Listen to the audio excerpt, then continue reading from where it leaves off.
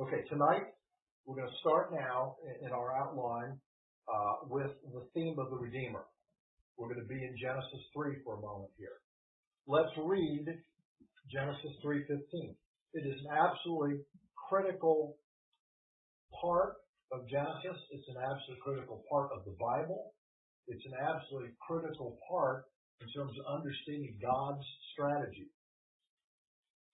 God says, as a result of their sin, I will put enmity, that is perpetual conflict, perpetual disagreement, perpetual aggression between, he says, between you, he's speaking to the Nakash, Satan, and the woman, and between your seed and her seed. He shall bruise you on the head, and you shall bruise him on the heel. This had to have been, for many, many, many years, an unbelievable enigma to the Jewish people. What would the seed of a woman be? And who is he? And what is this about bruising the head and bruising the heel? Well, of course, we see this is the promise of the solution. The solution is in the Redeemer. It's the blueprint for the solution of the sin problem that begins right away. We see here the theme of two seeds. There would be the seed of Satan, and there would be the seed of God. And right starting in the next chapter with the story of Cain, we see the seed of Satan. And we see it weave through the narrative and the history. There are God's people, there are Satan's people. There are God working through his people with his strategy to bring about his will in trying to solve the sin problem. And there's Satan working through his people, corrupting individuals to block God, to undo the strategy of God, to become a barrier to the progress that God is trying to do. And we're going to see a little bit more about that tonight. So we have the theme of these two seeds. Turn, if you would, keep your finger there, just to turn over to 1 John 3. And let me show you just one example of why this is a theme. Back at the other end of the Bible, in 1 John 3. We're going to look at verses 11 and 12.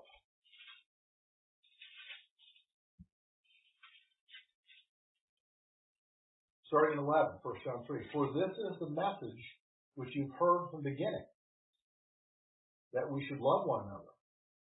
Not as Cain, look what John goes back to. Not as Cain, who was of the evil one, and slew his brother. For what reason did he slay him?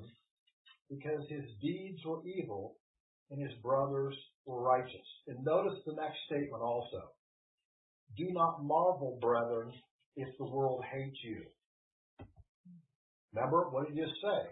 There'll be enmity between your seed and their seed. Now, I find it interesting that in the church world today, there seems to be such a worldly concept that we're all supposed to get along.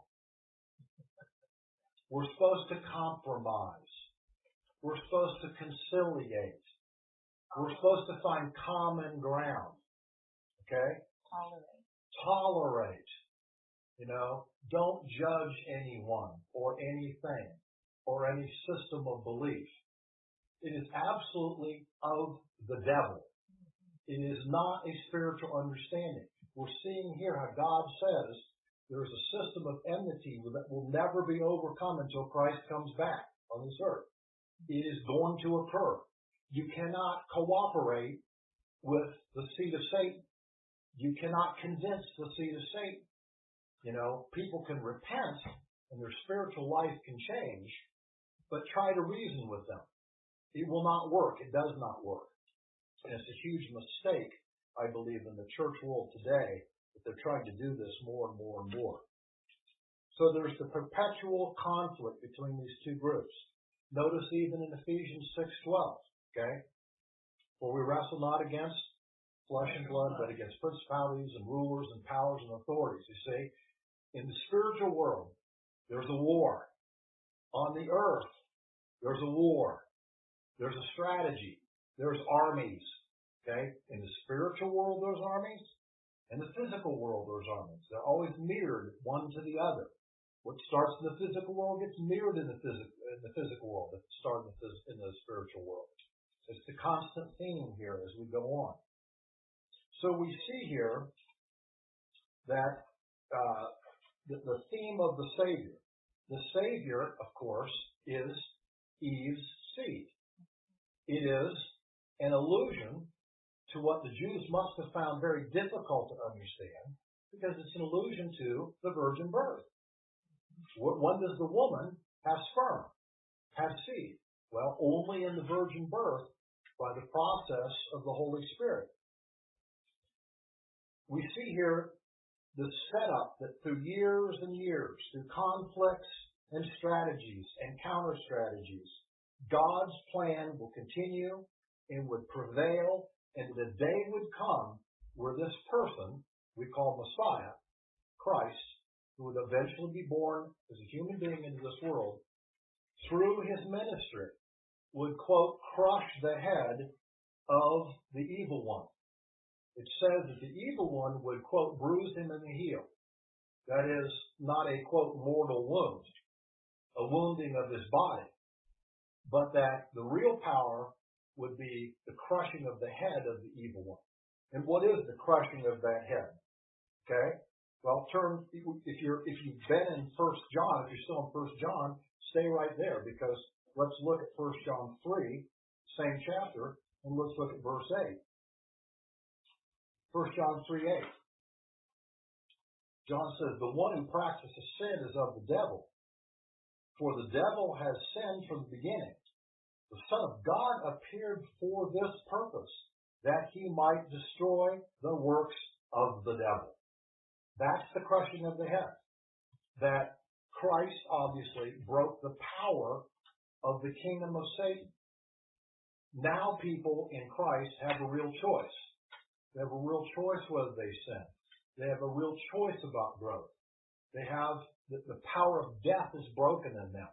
Okay? It's like it said, if you're born twice, you die once. But if you're only born once, you're destined to die twice. The eternal death. The death that's talked about in Revelation.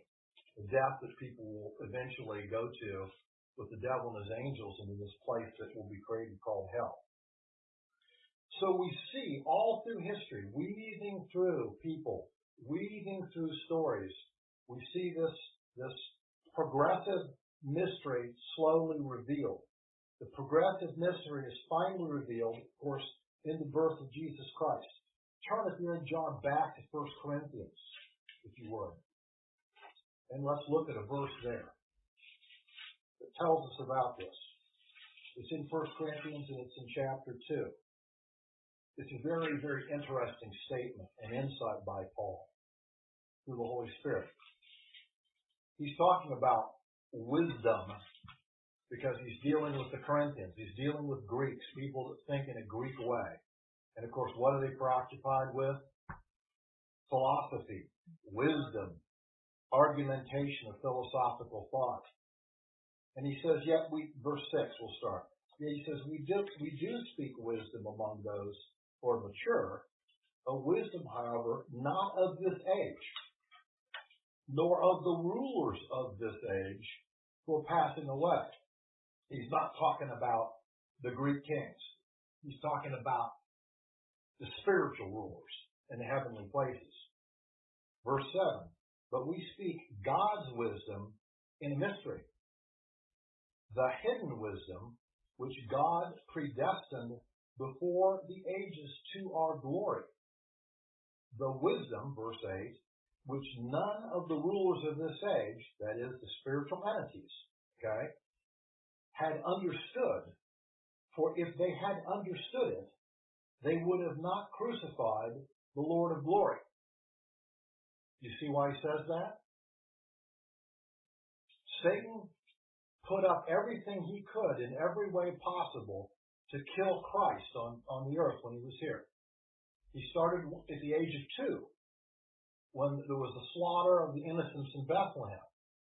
He does everything he can to try to tempt him, to kill him, and finally, at the cross, on Good Friday, quote unquote, he thinks he's won. Except, he doesn't count that there's a resurrection. He doesn't count on the fact that in the very process, in his strategy, he was outdone. He couldn't see what God was doing. Now the story comes to its culmination in Jesus on the cross. And the power over sin is broken. The mystery is revealed. And people are now free from the bondage of Satan in their life. It's a remarkable story, obviously. We see here this story of the Messiah in Genesis 3:15. But actually, we also see the story of 2 Messiahs. You're going to say, well, I think there's only one. No, actually, there are 2. Turn back. We're going to be in 1 John a little bit here. If you got your finger still in 1 John, or if you go back, go to 1 John chapter 2, because John tells us another very, very interesting thing. 1 John chapter 2. So we're going to look at verse 18. He says a very interesting thing.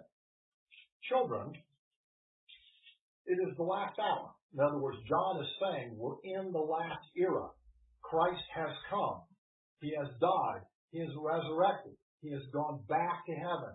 And he's promised to come again in a future time. And that time, from the standpoint of God, is the last era. That era has lasted 2,000 years, but it's still the last era. It's still the last time, the last days. And he says, children, it is the last hour. And just as you've heard that Antichrist is coming, even now many Antichrists have arisen. From this we know it is the last hour. What did Jesus say in Matthew 24? One of his signs would be, there would be false messiahs. Okay? There have been notable Antichrist figures, but they're all the prototype of the one to come. If you want an example of an incredibly significant one, you might turn to Daniel chapter 11. Most of us haven't studied the Old Testament enough to know all the history that's involved, and it is a huge history, certainly. But in Daniel 11, we see this person called Antiochus Epiphanes, and he is one wicked person. He's from the Seleucid, I believe, part of the Greek Empire.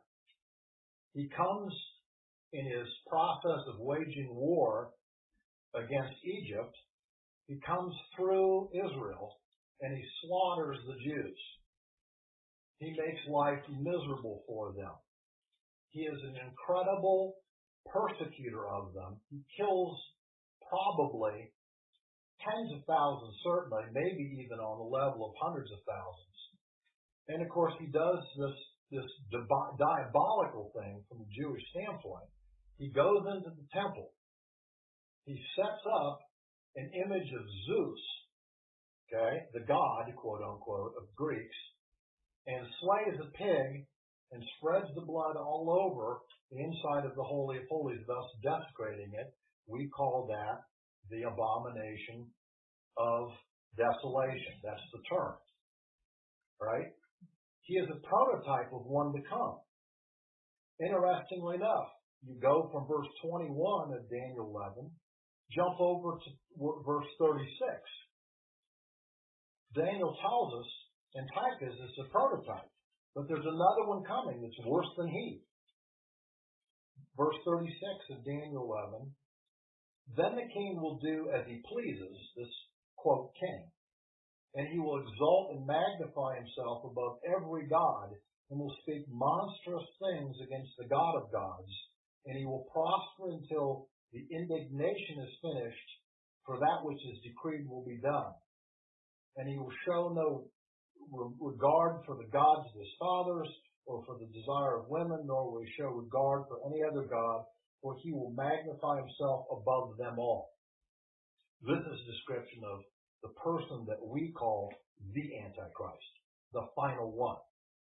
So, just like God promises Messiah, Satan promises Messiah too.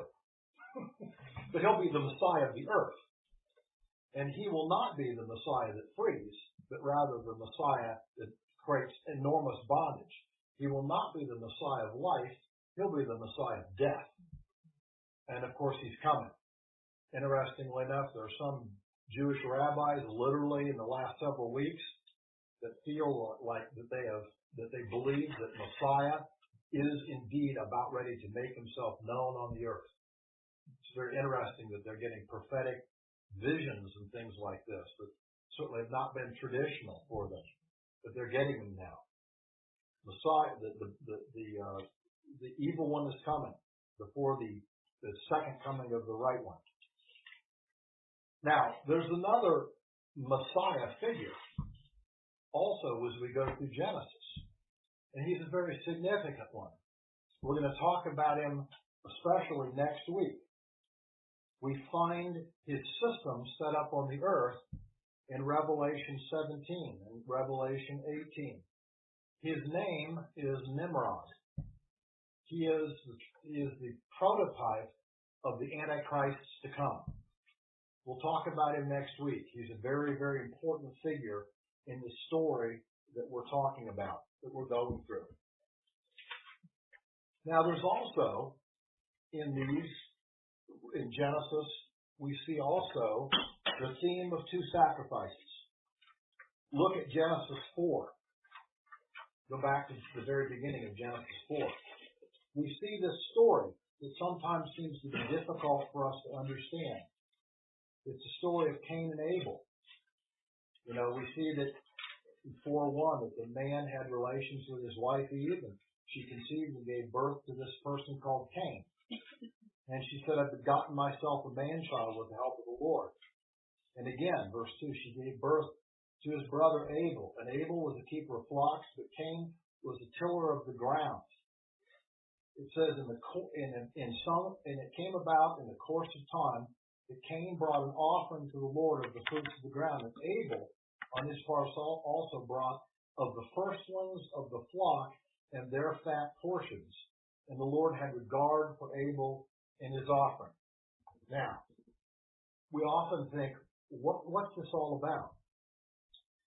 These are the story of two sacrifices. Let me start with Abel. Abel was an observer of the way of God. He observed, apparently, and knew about something that was very important. The first sacrifices of an animal had already occurred. God had done it. When did he do it? In the garden. What did he do it for?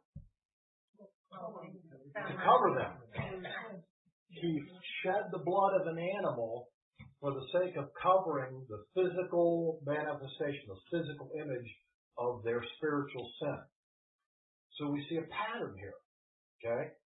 A sacrifice occurs, something valuable dies in the process of the forgiveness or covering of sin. Abel understood this. Abel grew what? Sheep and goats. He was a shepherd. Abel took of the most valuable of his, of the ones he spent the most time, and let me assure you, again, some of you are probably more experienced with this certainly than I am, but it takes a bit more in husbandry of a cow or a goat or a sheep than it does growing a cucumber.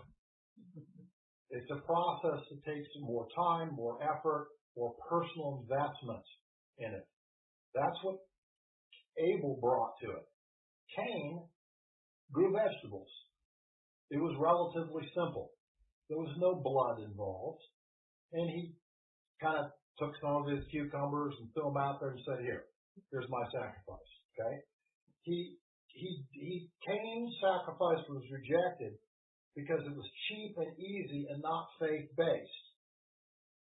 Cain was someone that, in a sense, had a certain amount of religious involvement, but he was in no way at all a spiritual person. Now, why do I say that? Turn again back to the opposite end of the Bible, to the book of Jude.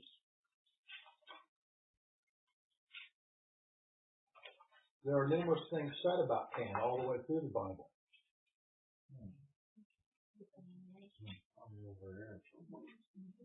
Look what's said at the very end here, even in the midst of Jude describing those events that occur in the end of days. In verse 11, he takes this theme started in the 4th chapter of Genesis and brings it all the way to the end of our New Testament. He says, "Woe to them, for they have gone the way of Cain, and for pay they have rushed headlong into the error of Balaam and perished in the rebellion of Korah." In other words, in the same spirit of how Cain acted, these individuals he's talking about have also acted and behaved in the same way. We see, of course, in John 1, verse 29, the importance of the sacrifice of an animal. It's all through the Levitical sacrificial system, and it has its culmination, of course, as in its theme, of course, in John 1:29, where Jesus is called the Lamb of God that takes away the sin of the world. He is the ultimate sacrifice, the ultimate Lamb of God. So we see here two different people with two different understandings that go two different ways.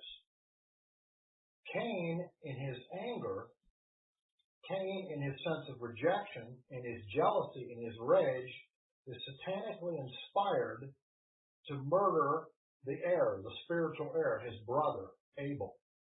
And of course, he does indeed kill him. God, interestingly enough, does not kill Cain. But rather, interestingly enough, he preserves Cain. He puts some kind of mark on Cain and warns that no one should make an effort to revenge the death of Abel by killing Cain. So some people will say, well, why would he do that?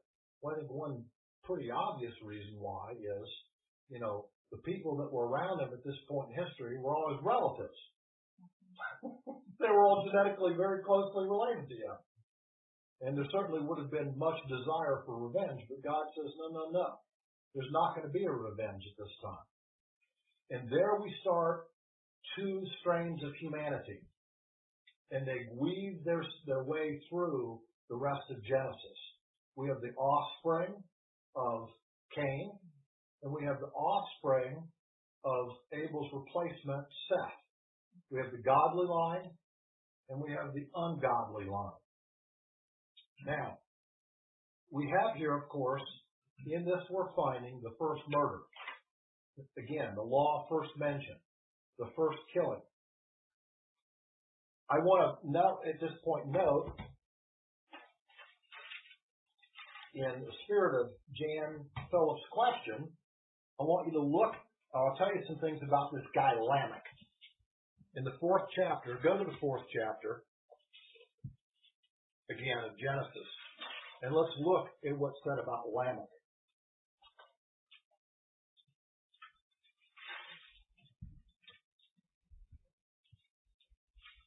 Start at verse 19. And Lamech took to himself 2 wives. Law first mentioned. He's the first bigamist that we know of in the world. It was not God's design to have 2 wives, but he took 2 wives.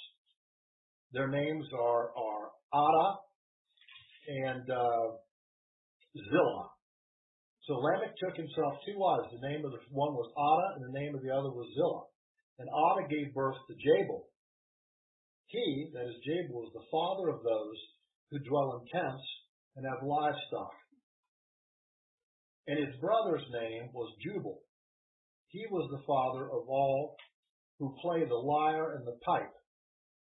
As for Zillah, she also gave birth to this guy whose name is Tubal-Cain. I think you can be assured that he's named for a purpose, that Cain is part of his name. The forger of all implements of bronze and iron, and the sister of Tubal-Cain is Naamah. Now their father's name obviously is Lamech. If you look in the book of Enoch, which is a very fascinating, interesting book of the Jewish tradition and history, we think, we find that the fallen angels who come to the earth, among a variety of things they do, bring technology to the earth. And Enoch tells us the kinds of technology they bring. They bring what we would call pharmacology. They bring astrology. They bring herbology. And guess what else they bring? War. Instruments of war and metallurgy. A technology that, according to Enoch, is given to mankind, okay, at this time. My guess is this is the guy that received it, Tubal-Cain. Okay? Now, also, we have here, of course, he makes what we believe are these weapons of war and metallurgy. He crafts these things, and he undoubtedly becomes proficient in their use. But another person apparently is very proficient in their use too. And that is verse 23 of Genesis 4. His father, Lamech. And Lamech says to his two wives, Adah and Zillah, listen to my voice, you wives of Lamech. Give heed to my speech. For I've killed a man for wounding me. I think we have some fairly good implication. He uses weapons here. He's one that has learned to use these weapons for the purpose of killing. And a boy for striking me. If Cain is avenged sevenfold, remember God's promise? If you kill Cain, you'll be avenged sevenfold. Well, of course, Lamech, in his incredible arrogance, okay, says, if Cain is avenged sevenfold, then Lamech 77. Interestingly enough, 11 times, quote, the revenge that God himself talks about. So, he is a violent, self-important bully. And interestingly enough, he's the seventh generation, okay, from Adam, on whose side of the tree? Cain. Okay, 7 is the name for perfect fulfillment. Except his perfect fulfillment is violence. He's the perfect fulfillment of the spiritual degrading and spiritual demise, okay, over these 7 generations. Interestingly enough, he is the prototype of someone to come who's even worse than his grandchild, which we'll study next week. His name is Nimrod. Okay? So, the predecessor to the whole spirit of Nimrod is Lamech. Jan, does that help? Yeah, I was way off on his morals and stuff. So, thank you. Yeah. Sure. Well, I when you said that, I thought it'd be worth clarifying that. So. I had another question. Yes. Like, always before, because like I keep saying, he set me straight on stuff. When I used to read about Cain and Abel, I always thought, I mean, I was sure I was wrong, but I wasn't sure what I meant. Well, gosh, like Abel, his thing was, live animals, and Cain was vegetables. Like, what was he supposed to give him? So I'm guessing now that he was supposed to make the effort, sell his corn, and go out and buy an animal if he was a man of God. He would find a way to find a blood sacrifice. He would use whatever, his corn or his clothes or whatever it took to get the blood sacrifice. That's a good point. Yeah, cucumbers. It's hard to imagine that he couldn't have done this. He just didn't do it. Right. Because in the Bible it says, Abel he had sheep or whatever, and he gave God sheep, whatever. Mm-hmm. And then Cain had corn, and he gave God corn. Because the way it's worded almost sounds like because this was their profession, that's what they gave God. So that's misleading. Well, I guess because I'm simple-minded when it comes to the Bible, and I'm too literal, I guess, when I read the Bible. No, I don't think you're too literal at all, and I don't think you're simple-minded. I think that the problem is that when we look at these, the text is full of meaning, but we have to dig the meaning out. It certainly helps sometimes to look at the Hebrew, to understand what the names mean, to go back and connect the history, okay, to realize who's related to who, and therefore they're acting in the spirit of what. And so, you know. I'm not simple-minded. I didn't mean, I'm not like simple as there it is, and that's all I know. But that's what we tend to do. We tend to gloss over it, without digging into it. Yeah, and that's the thing. I know where to dig. Yeah, well. Right here. Okay. Now, so from Lamech, we move through the 5th chapter of Genesis into the 6th chapter. So let's talk. We've done it before, but we're going to review it here again. And that is, what I'm calling this is the rebellion spreads. Keep in mind, again, Satan has a strategy. God has a strategy. Satan's trying to corrupt God's strategy, block God's strategy in every way he can do it. This becomes his next strategic intervention on planet Earth. So, again, let's go ahead and just read it. We've read it many times before, but let's read the verses. In Genesis 6. Verse 1, that came about when men began to multiply on the face of the land, and daughters were born to them, that the sons of God, okay, that is, B'nai Ha Elohim, only term, it's only used to describe angels, angelic beings, okay, in all the Old Testament. The sons of God saw that the daughters of men, okay, that is, human women, were, quote, beautiful, and they took wives for themselves. In the Hebrew, this is not dating and courtship. This is rape. This is aggressive. They just took them, okay? They took wives for themselves, whomever they chose. Then the Lord said, my spirit shall not strive with man forever, because he also is flesh. Nevertheless, his days shall be 120 years. That is, God says, in 120 years, something big is going to happen. You know, I'm moving. My strategy, my counter strategy is operating here. We're going to end this thing, okay? And then it says, verse 4, the Nephilim were on the earth in those days, and also afterward, when the sons of God, that is B'nai Elohim, came into, the only word it means there is to have intercourse with, the daughters of men, and they bore children to them.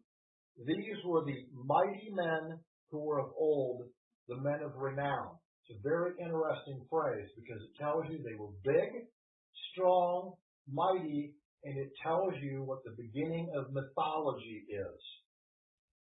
The mighty men. What do we read about? Through all the mythologies of the Greeks, okay? It's the demigods. It's the half God, half human, right?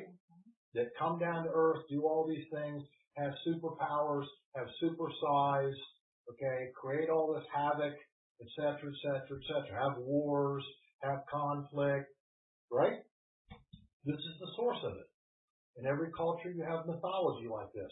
And it's always the same mythological figures, different names, but, you know, you always have the hybrids between animals and humans, the centaurs, the minotaurs, etc., etc.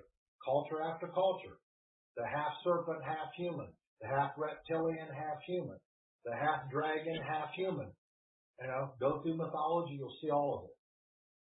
So, we see here the rebellion spreads. Satan's strategy takes a different turn. And of course, his strategy becomes, in the spirit of their malignant leader, the fallen angels decide to invade earth. It's said that they came literally down on the face of the earth at Mount Hermon, okay, in the northern part of Israel. They invade new territory. They do their best to make a beachhead to end the promise that God made in Genesis 3:15. Now, part of their strategy becomes clearly corrupting human DNA. This is why they mate and make hybrids with women called Nephilim. Now, again, to say it, Nephilim are the first generation hybrids between fallen angelic beings and human women. They were huge. It's estimated that they were 30 or more feet tall. The second and further generations of these hybrids, that is, the hybrids breeding on, are called Giborim. That's what the Bible calls them. They are not as big, but they're still big. I want to tell you, and we could do a whole however long one wanted to on this, we have archaeological evidence of huge human skeletons found on every continent in this planet. And we have lots of them. If you ever want to look at this in depth and see how extensive it is, please get on Steve Quayle's website, stevequayle.com. He has a whole area of giants. He'll go tell you the giants in Peru. He'll show you the giants in South Africa. He'll show you pictures of them. There's giants in North America. There's giants that have been found in Missouri. There's giant skeletons everywhere. There's a whole tradition of giants in Russia, isn't there, dear? These huge skeletons that the Russian scientists, okay? Here and I even saw one in Fiji. Yes. Go ahead. The hybrids, are they always lit at the waist? They're Pac-Man half. No. No, they're like many. When she had snakes come out her head, from the head down, she was human. Yes, there are those animal human hybrids, or animal satanic fallen angel human hybrids, really be the three actually together. But there are also just human fallen angel hybrids, okay, that look like mankind, but huge, okay? What about when they're born, or do they grow like the little kids? Well, the tradition of Jewish literature is that when this was started and the Nephilim were born, it caused the death of the woman. Because they're huge. She died in the process of giving birth to these characters. Okay? Now, there is an invasion which occurs. And let's look at how much of an invasion it is. It says, and we're going to go in Genesis 6, drop down to verse 11 and 12 and 13. Now the earth was corrupt in the sight of God. The word in Hebrew means destroyed. These characters created such havoc that the original intention of the earth was absolutely being destroyed. Animal life was being corrupted. I mean, can you imagine how much these characters ate at their size? Can you imagine what they would consume? Can you imagine the violence that they would do? Because they were warlike. All through Jewish literature, it talks about the warlike giants. It says the earth was corrupt in the sight, and the earth was filled with violence. Now think about that. Filled with violence. Think of the worst science fiction movie you've ever seen about horrible violence coming from whatever, alien beings, okay? That's apparently what the earth looked like, okay? There was bloodletting, killing, cannibalism, and violence everywhere, okay? Clearly, in the Jewish literature, the Nephilim ate people. They consumed them. They were a food source. And we have inference of this in the verse that we just read. Some people still do. Yes, yeah, but of course they're the special. Interestingly enough, when we found skeletons, these large skeletons, guess what? They have two different rows of teeth in their skeleton. Not one row up and bottom, doubles. Talk about carnivores. Verse 12. And we got plenty of plenty of archaeological evidence, bone evidence of that, skeletal evidence. Yeah, that's true. You'd be juicy. And God looked on the earth, and behold, it was corrupted. Again, destroyed. For, notice what he says. All flesh had corrupted their way upon the earth. What that means is they had successfully corrupted both animal and human DNA. That's the goal. How do you stop the Messiah from coming through human agency genetically? You try to corrupt genetics of humanity so it can't happen. That's the strategy here. This is the beachhead that Satan was trying to get going through these fallen angels. So then verse 13, God said to Noah, the end of all flesh has come before me. In other words, there ain't going to be anything left of what I created genetically. For the earth is filled with violence. Notice the statement here. Because of them, the Nephilim. And behold, I'm about to destroy them with the earth. He's going to use the process of the earth to kill them off.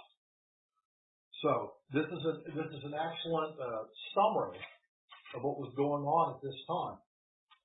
Nephilim in the Hebrew, Nephal, means both the fallen ones, which refers to the fallen angels coming down to the earth. They fall down to the earth. And it also has a second meaning, which means to fall upon. In other words, like prey. Okay? To be a predator, to fall upon. So it's a double meaning in the term of what they are. Now, Noah here, in verse 9, is people often say, Noah was such a great guy, and he was a wonderful moral man. He just was a gem of a guy, and that's why God picked him. It's not what the text says about why God picked him. He actually picked him for a very practical reason. Okay? And that is, it says Noah was blameless.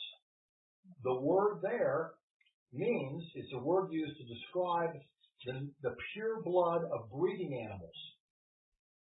In other words, he picked Noah because he and his family hadn't been infected by this yet. So that's who he picked. He had to pick a genetically pure human being and those family members to start over, to countermand this, so that it wouldn't continue. So we see here that Noah is blameless. He's a pure blood, and he's told to build this ark, which is a repository for both animal and human genetics. Remember, when the ark gets ready, who sends the animals to the ark? Does Noah collect them? No. No. Why? Why does Noah collect them? He doesn't know that he doesn't have the knowledge to know Exactly. whether they're pure or not. Only God knows the genetically pure ones. So God sends them there. And again, male and female, in pairs, etc., so that he can repopulate the genetics of the earth. I find it interesting with the women that Noah's wife and the wives of the sons were pure as well. They were. They were. At least we think they were. Okay? So yeah, there were these 8 people that God picked out and said, you guys have survived this, and so you're the 8 I'm going to use. Maybe they probably lived in Alaska. True. God kept them pure. He did. He did. We see here also another important theme. It is found in verse 8 of Genesis 6. Noah found grace. Favor in the eyes of God, which in Hebrew it means what we call grace. Here's the first mention of grace. So what's the process spiritually by which God's going to overcome this? The principle of grace. First found here in the 6th chapter of Genesis. So God's operating plan to save all humanity is put into effect. We see here also that this process doesn't stop here. And I want to show you this for a minute, because this is why this chapter is important. If it stopped here, you go, okay, it's kind of creepy and interesting, but it doesn't stop here. So I'm going to have you do a little Old Testament movement We're going to move around to some places. Okay? I want you to first turn to Numbers chapter 13.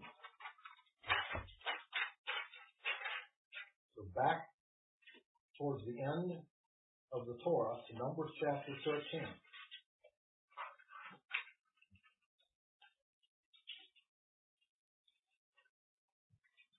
And I'm going to start reading at verse 21. I'm going to read to verse 33.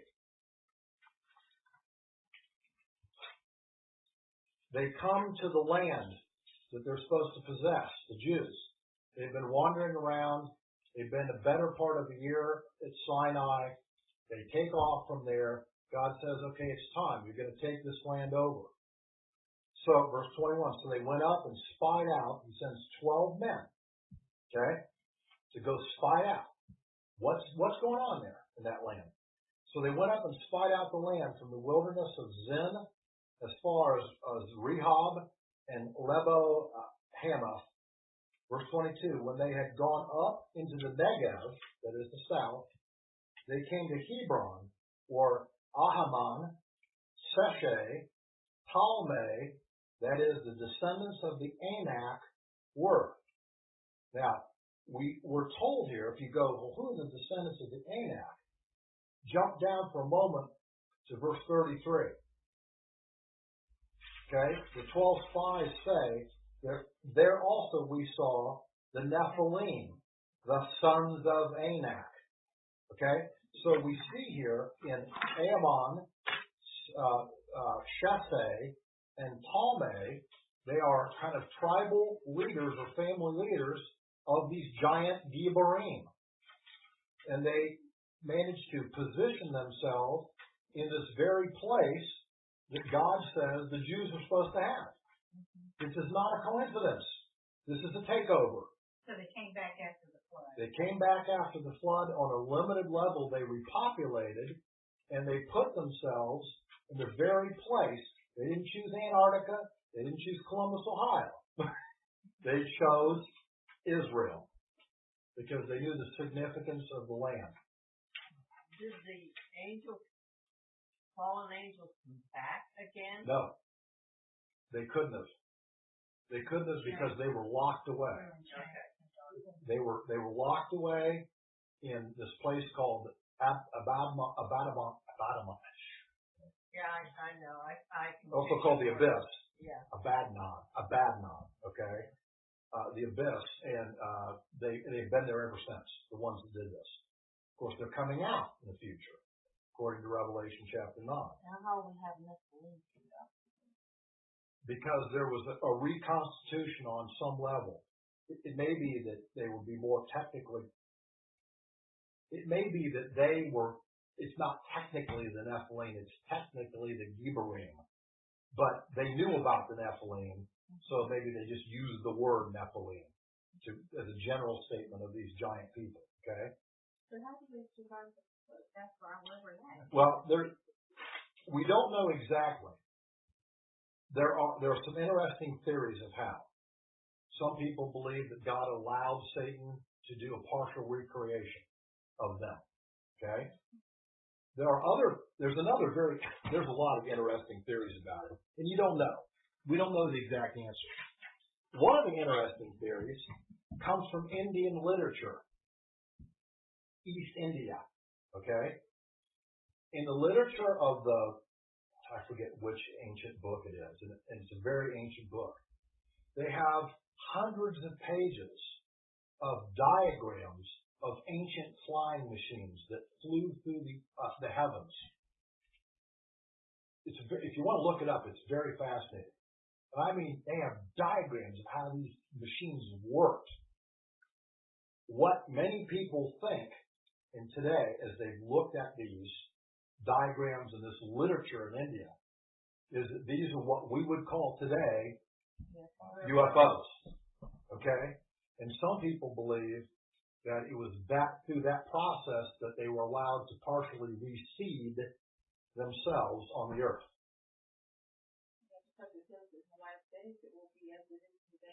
Exactly. And I had heard too, one of Noah's sons, or their wives or something, trying to be possible. There is speculation that one of them may have actually had of the wives had a corrupted genetic system, and therefore through that there may have been a repopulation of that hybrid genetics. These things we don't know exactly. We do, and that's what I'm going to show you. I want to show you this. So I want you now next go, of course, the spies look, and what do the spies say? Verse 23, they came to the valley of Eshcol, and there they cut down a branch with a single cluster of grapes, and they carried it on a pole between two men with some of the pomegranates and the figs. The point being, they were huge. That is, that somehow these Giborim had also been able to cause the growth of plant growth also that was equivalent. And it says, they were hungry. Yeah, they're big.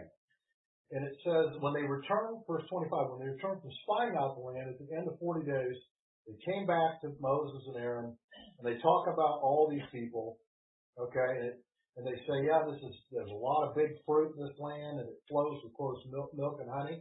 But look at verse 28. Nevertheless, the people who live in the land are strong, and the cities are fortified, and they are very large.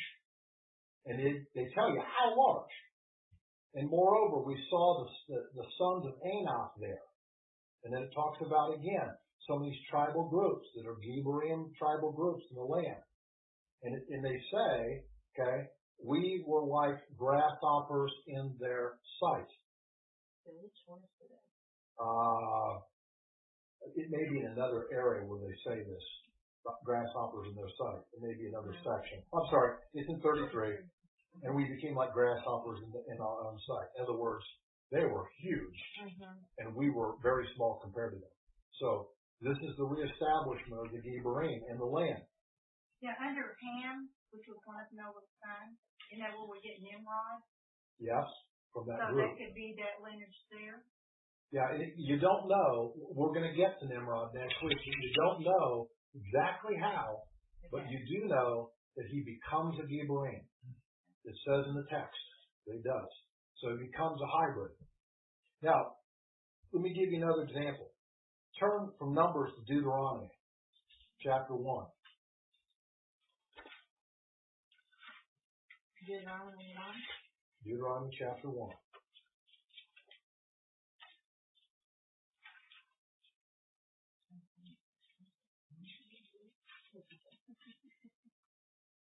Verse 28. They've continued now. They're in this area called Kadesh Barnea. They've been traveling all around. Remember, they had to travel for 40 years because of their unbelief that God would give the land to them. It says, verse 28, where can we go up? Our brethren have made our hearts melt, saying, these people are bigger and taller than we, and cities are large and fortified to heaven. And besides, we saw the sons of the Anakim there. Again, another reference to these Giborim peoples that live in the land. Turn over 2 chapters, to chapter 3 of Deuteronomy. And there's the story about this guy named Og.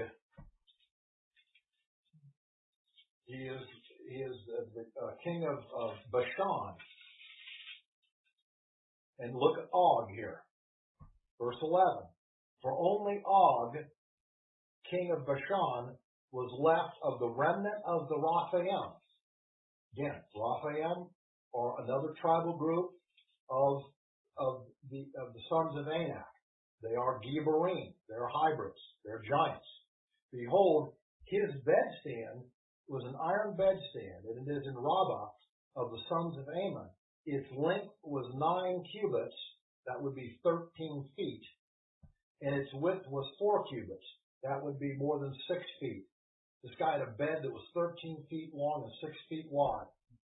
Now, you either say he was a guy that wanted a whole lot of space to sleep, or he was one big guy. And, of course, the evidence certainly is he was one big guy.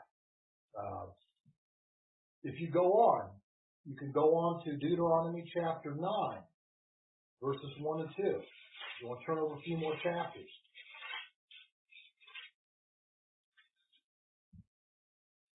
They're crossing over to the Jordan area to dispossess these nations. Okay? Verse 2, talking about crossing over the Jordan. A people great and tall, the sons of the Anakim, whom you know and of whom you have heard, said, who can stand against the sons of Anak? Now they're in the Jericho area, also on the west side. You can go on then to, and I'm not going to necessarily have to look at all this, but you can go on to Joshua 11, verse 21. You can go to 1 Samuel 17, verses 1 through 7, which of course is a story of David and Goliath. Goliath has 4 brothers. Okay? And they ain't little guys. Okay? We know that Goliath himself was, I think, 9 feet 6, approximately 9 feet 6 inches tall himself. And he had 4 brothers. That is why David picks up 5 thumbs for Goliath and his 4 brothers. He's convinced he's going to do all of them in. Okay? And then finally, if you want, the last mention, turn to 2 Samuel.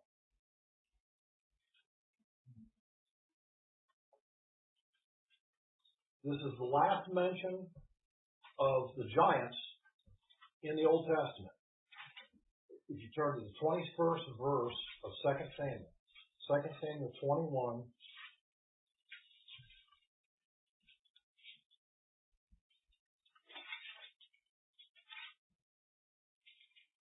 David is decided, he found some more of these guys, these giants. And David says, okay, I'm going to kill them. And his men, 2 Samuel 21, and I'm actually kind of looking, starting about verse 17. And his men say, no, we don't really want you to risk doing it now. We'll take care of them. Okay, that's verse 17. Now it came about, verse 18, after this, there was a war with the Philistines at this city called Gob. And then Sibbecai struck down Saph, who was among the descendants of the giants. Gibberim is the word in Hebrew. And there was a war with the Philistines at Gob. And this Jewish man named Elhanan, the son of the Benjamite, killed Goliath the Gittite. This is not David's Goliath. This is another guy named Goliath. Okay? Now look at him. It says the shaft of his spear was like that of a weaver's beam. That's a spear shaft. Okay? It's one big piece of wood. He's a giant. And there was a war, verse 20, at Gath again. And there was a man of great stature who had 6 fingers on each hand and 6 toes on each foot, 24 in number. And he also had been born to the giants. And then he just defied Israel, etc. So David's men finally killed him. Verse 22, these 4 were born to the giants in Gath, and they fell by the hand of David and by the hands of his men. This is the last mention we have of giants. Okay? Notice, though, they start being mentioned in the 6th chapter of Genesis. They end up being mentioned, the last one mentioned, around 1000 BC. I think you can conclude that they were around for at least 1500 years or more. That's a long time. They were on the earth. That's why, it's interesting. When you go out to the Native American Indians in the West, the ancient Navajos called the they're called the Ashkamsi, I'm forgetting the name now. It starts with A. Anyway, you go out to their petroglyphs on cliffs. They have them just north of Moab, Utah. Huge petroglyphs, okay? Painted, carved. You have this little Native American man, okay? you have next to him this huge giant.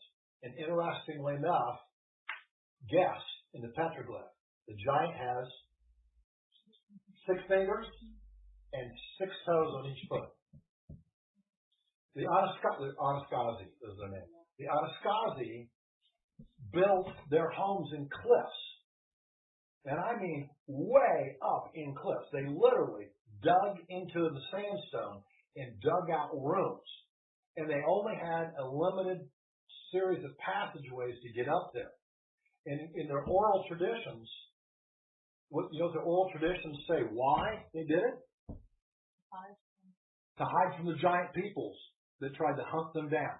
They have a huge oral tradition about constantly being in warfare with the giant peoples.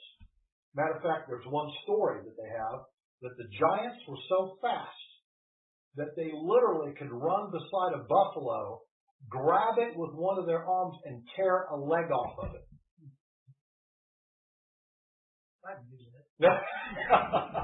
On your good days, huh? Now, the Navajo have these traditions. The Hopi have these traditions that you go on into all the Indian Native American groups have all these traditions. Now, either they're all unbelievably delusional people that apparently communicated well with each other about their delusions, or they're all reporting the same phenomenon. Okay? And of course, we found all kinds of ancient, large human skeletons out west. You know? They're in Russia. They're in the Middle East. They've been found in Turkey. They're in South America. They're in Central America. They're all over. Now, were the women as big as the men? That's a good question. Mm-hmm. I don't know of a specific mention, so I'm not certain. Not certain. Well, if they were, they died having birth. That's for certain. That's for certain. That if you were elected by them, it would not be a good outcome. But again, isn't it fascinating that though we have tens of thousands of 9, 10, 11, 12, 13-foot human skeletons all over the earth, do you know one science book that you've ever read that talks about them? Not one. Why? Well, it doesn't fit with evolution. It does not. To prove the Bible. Yeah. The scientific world suppresses this because they cannot allow it to become known. Like you said. And all those evidences yeah, exactly. You know, it's interesting. We read this story about this scientist in Russia. I can't remember his name. It's former Russia. Okay. One of those republics. Okay. And he again was doing archaeological work and he found a giant skeleton. So he investigates and he measures and And remember the same story. What happens after he starts to tell people about it? The authorities come. They crate it up. It's gone. Never to be seen again. People surmise that the Smithsonian Institute is filled with these boxes of these skeletons. Because we have newspaper articles in the 1850s and 60s all across the Midwest, in Missouri and Indiana, where the article says, giant skeleton found by Mr. Jones on his property. And the local physician comes out and measures it, talks about the huge femur size. I mean, they're newspaper articles. It's documented evidence, okay? And then at the end of the article, and the Smithsonian people came and boxed it up. Gone. That's the end of it. That's the end of it. Well, our churches don't even teach what the shit is. No. No. But the key is it is a satanic strategy, and where does it finally end? And I think, Ann, you mentioned, where does it finally end? Revelation. But before that even. Well, who finally speaks of the Nephilim and the Debarim? Jesus. He says the day before my return will be just like the days of Noah. Okay? Days of Noah. Therefore, the hybridization of humanity that went on then is somehow going to go on in the future. Many people think that Antichrist will be a hybrid. I believe he will, Are personally. they going to be able to connect to a Christian and non-Christian? Well, they can with non-Christians. Well, I meant both. Are they going to be able to agree with both? Well, I would say with Christians, you can refuse it because of this thing called the mark of the beast. It is a refusable thing. Okay? Some people speculate, Gary and I have talked about this, some people speculate the mark of the beast may be a type of vaccination that literally changes the genetics. In other words, it becomes a hybridization process, genetic transformation. So therefore, it makes sense if that's true, what's said about the mark. If you take the mark, But it's not going to be a race thing. Okay, that's what I thought. It was. because It's gonna be clearly like days. you can take it or you can refuse it. Okay, I thought it was going to be when it said like in the days. No, it means that there's going to be this bizarre hybridization. But we already have bizarre hybridization. We have animal-human hybrids being produced, quote, chimeras, okay, all over the world in laboratories, okay? They're growing, human tissue in cows. They're growing eagle eyes, and, they're doing all this right now. We have the upsurge of transhumanism. The whole point, think about it, the goal of transhumanism is we can make for a perfect body that's not subject to disease, that has all these special powers, therefore we can become like gods. The same lie that started in Genesis will be the next one that occurs. Would this be a right way to say it? Because we were talking about things that weren't taught in church and stuff. And my whole life, unless I heard it or processed it wrong, I was always taught, I thought, that the flood was for punishment. But now I'm hearing that it was for preservation. It was. And not punishment. But I was always taught, and I've always sort of preached, that it was for punishment because the earth has become so corrupt. Yeah. And it was because the earth has become so corrupt, but not to punish the earth, but to preserve the lineage of Christ. Notice how often that's taught, and yet you read the text. Is there one statement there about the immoral activity of human beings?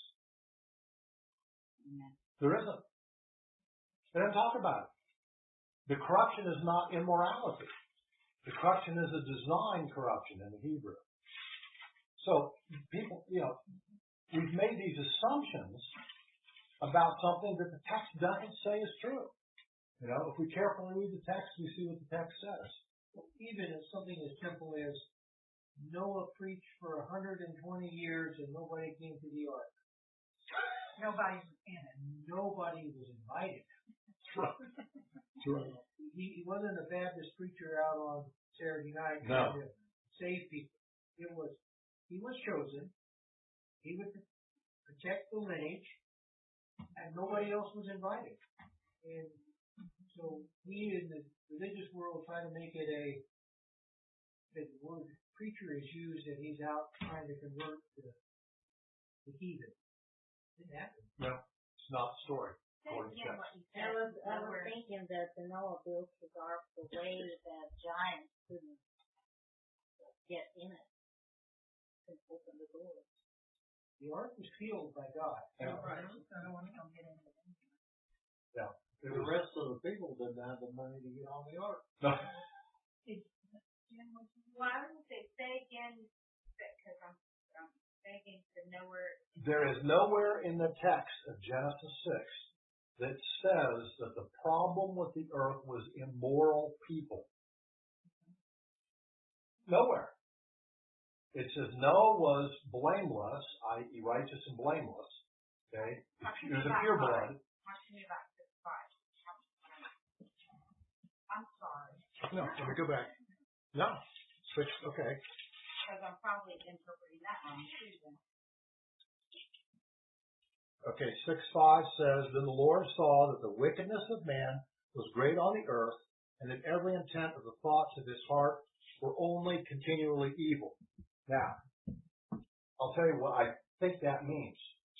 What I think it means is that as that they were so corrupted by the activity of the Nephilim, okay, that there was an unbelievable spread of evil. There probably was person-to-person cannibalism. There just was rampant violence. The Nephilim created violence. They were violent beings. The Targum in the Jewish literature calls them warlike giants that did nothing but create war and violence on the earth.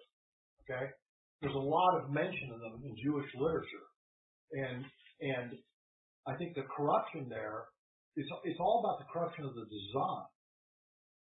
That's the corruption. Because you could use the word man, because that kind of wickedness of man, because I know that means different things at different times. Right? Because that would include the but for instance, do you read there that people were especially sexually immoral? Did you read there that there was idolatry going on? You don't read those things. The text doesn't talk about that being the reason. Okay? It's an invasion. It's an invasion satanically for a purpose. That's why it occurs. And I'm definitely not debating you, that's for sure. I'm trying to pull it all together. It seems like that 6:5 is the thing that's before, and therefore to preserve, purity for the lineage of Christ. It's like, to me, that's part of the okay, but the children, the wickedness of man, notice what it says. Okay, the verse before it is 4. And they bore to them children, and they were the mighty men who were of old, the men of renown. Okay? I think there's evidence to say that that's who he's referring to when he talks about the men. Okay, that's what I'm saying. Man means different things. It's the result. It's the hybrids. Okay? Yes, because it became so corrupted. And Tim, yes. God chose the flood because he had to cleanse the earth. Absolutely. So it wasn't just, he could have killed all those people if he wanted to. Struck them all dead. He had his way that he had to cleanse the earth by the water. Absolutely. And he had to wipe out the corrupted genetics to start over. Now, he does so, creates a worldwide flood. And, of course, 8 people in the ark survive it. And, of course, we also have the mention here of the first covenant. God says after this, when Noah finally and his family land on the land again and go out, we have the rainbow, we have the ark, we have the mount where they landed. Okay? They come out here, the animals and the 8 people. And God makes a promise. And he signifies it in the sky with the development of the rainbow. Why is it that's unique? Well, one of the reasons why it's unique is because before this time it never rained. So how could you have a rainbow when it never rained? And it's a reminder to him to never destroy the earth, right? By water. By water. Okay? And also, we have the law of first mention. This is the first covenant God makes with man. Okay? And it's a unconditional covenant. It doesn't depend on mankind. It's a grace covenant. It depends on God. It's his word. You don't have to perform it. God promises it. So, again, another important mention. And we're going to see the theme of other covenants. We'll go to the next covenant. Okay, this is the first one. So let's summarize briefly here. Okay, we talked about themes. So let me mention 22 of them that I pull out of this. And you probably could have more, find more, but I'll mention the 22 that I have seen. We have the theme of Adam, and therefore the theme of the second Adam. The story of Adam doesn't end in the Old Testament. Because Christ. Okay? And the reference to that, if you want to write it down, I think I have it on your outline. It's Romans 5:12 through 14, and 1 Corinthians 15:45 through 50. That speaks of the second Adam. Okay? The final Adam. We have the theme of the 2 trees. The tree of knowledge of good and evil, and the tree of life. The tree of life. They show up again. The tree of life shows up again in Revelation chapter 22. We have the 2 aspects of one humanity. A theme that goes all the way through. Male and female. God deals with male and female. Okay? And we have some very interesting statements about them mentioned in 1 Corinthians 11, 3, and also 7 to 10, and in 1 Timothy 2, 13 through 15. We have the theme of the original sin, which weaves its way all the way through to its conclusion in Revelation. We have the theme of the separation between man and God. You could put in here Ephesians 2, chapter 13. The wall of separation has been torn down. We have the theme of the principle of sin and death, as mentioned in Romans 8:2. We have the theme of marriage, which has been changed radically in our country. We have the theme of procreation, which has been highly disturbed in our country. We have the theme of the strategies of Satan versus the strategies of God, seen, for instance, in Romans 16:25 through 28. We have the theme that one can become like God, which will be seen again in Genesis 10:9, and is seen all the way through as Satan's mantra of how he corrupts people and how he tempts them. We have the theme of death leads to life principle, as mentioned in John 12, 24-25. We have the theme of the Redeemer in Genesis 3:15. We have the theme of the two seeds in Genesis 3:15 and their perpetual conflict, mentioned also by Jesus in Matthew 10:34. He says, I did not come to bring peace, but a sword. Okay? That's his statement. We have the theme of the virgin birth, which is also echoed in Isaiah 9:6 and Micah and other places. We have the theme of the earth in conflict versus the earth at peace. The first peace, that is Luke 2:14. What is said by the angel in Luke 2? Peace on earth. That doesn't mean no conflict. That means peace between God and man. That's the peace that God brings. And we have the second peace, which is mentioned in Isaiah 2, verse 4. We have the theme of the two Messiahs. That is the real Messiah and the earth Messiah, called Antichrist. We have the theme of the two types of sacrifices, which have their ultimate fulfillment in Jesus, the Lamb of God, mentioned in John 1:29. We have the theme of murder, which obviously goes through all the rest of the Bible. We have the theme of the fallen angels, the Nephilim or the Gibborim, which eventually has its fulfillment, as we mentioned in Matthew 24, verses 36 through 40. We have the theme of the flood, which is a theme that's picked up by Peter in 1 Peter 3, verses 18 through 22. We have the theme of grace, which begins there in the 6th chapter, verse 8 of Genesis, and goes all the way through the rest of the Bible. And we have the theme of evil spirits or demons, which we believe are the result of the death of the Nephilim, their bodies. The evidence to that is found in Isaiah 26, verses 13 through 19. They're called the Rapha. That's the word that's used in the Hebrew. It says the Rapha are on the earth, the Rapha can't escape the earth, and the Rapha can't get off the earth. We call them demons. They're called the dead. I mean, literally in Hebrew, they're called the dead. Okay?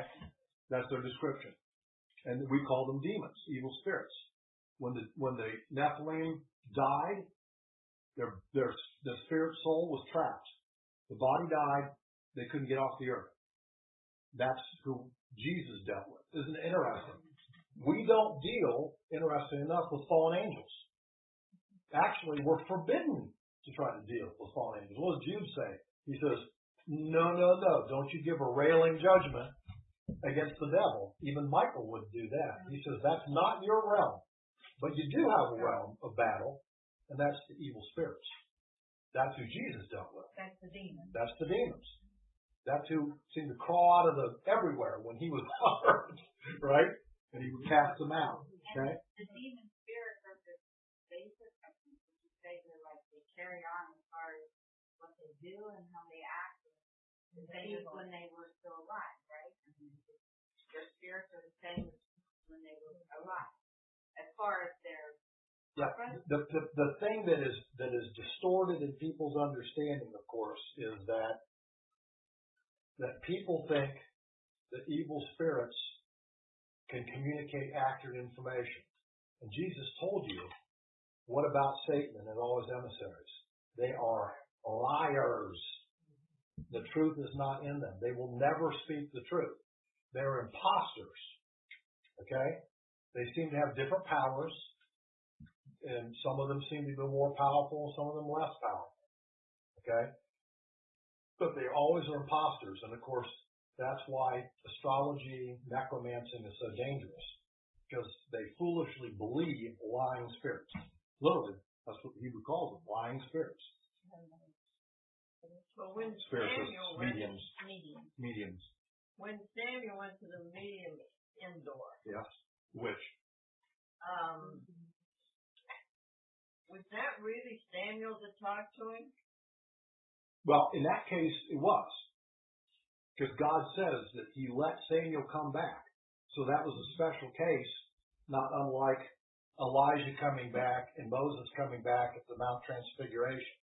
Or Elijah and Moses probably coming back in Revelation. Okay? God, in that case, had a special, he took him out of Abraham's bosom where he was resting comfortably and said, go tell that fool. And Samuel's going, why are you bothering me? Exactly. I'm having a good time at rest here, you know. Yes. Because these evil spirits that existed in Christ's time, they're still here. Absolutely. And they go from one body to the other. So if they can. When someone dies, they look for another body, especially one who's not a Christian.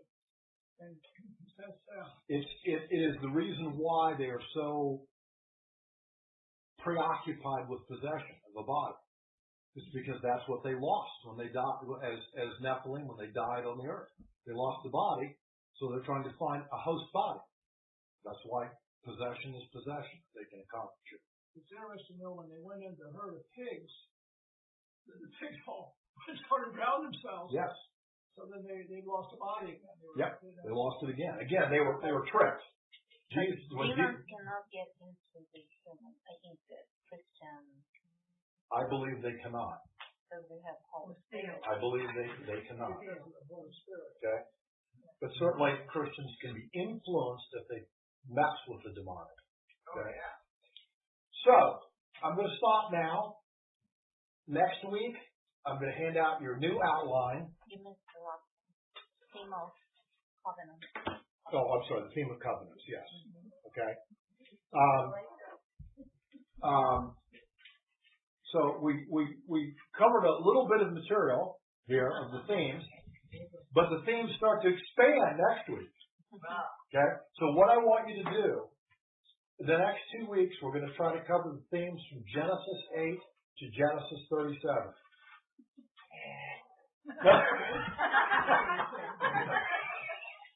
I said we could try the next 2 weeks. I actually have the outline done already. Yeah. We're not going to go over every story of Genesis 8:37, or we would be here for a long, long time. But we're going to go over the themes, the significant themes of that time. So anyway, so what I want you to do is, I want you to pick, if you can find a theme in each chapter, I want you to identify it. Write it down. What would a theme be in that chapter? 8, 9, 10, 11, 12. Through, okay? That's your assignment. So, yeah, go ahead.